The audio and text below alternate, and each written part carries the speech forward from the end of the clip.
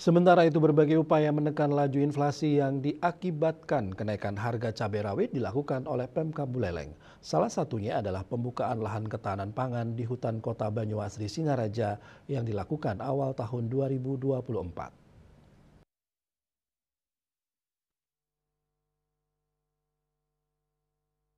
Dinas Pertanian Kabupaten Buleleng melakukan kegiatan penanaman cabai pakisan di lahan hutan Kota Banyuasri, Kelurahan Banyuasri, Kecamatan Buleleng.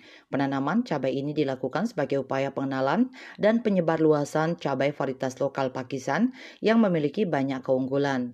Giat ini merupakan lanjutan dari kegiatan optimalisasi lahan milik Pemda Buleleng yang dilakukan melalui penanaman berbagai macam komoditas pertanian. Kepala Dinas Gede Melandrat menyampaikan pentingnya penguasaan teknis penanaman berbagai macam komoditas pertanian bagi pegawai Dinas Pertanian. Karena selain memiliki kecakapan dalam teori budidaya, namun juga harus disertai dengan kemampuan teknis budidaya secara langsung di lapangan.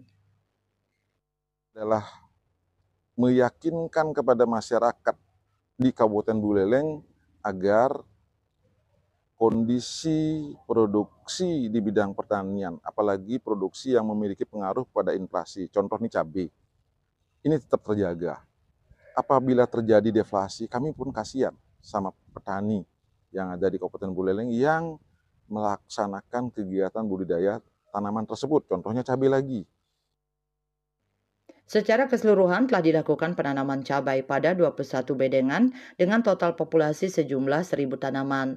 Selain tanaman cabai, dilakukan pula penanaman bibit kelapa genjah unggul lokal Bali sejumlah 12 bibit kelapa genjah kuning Bali dan 6 bibit kelapa genjah merah Bali. Yasri Yuli, Bali TV.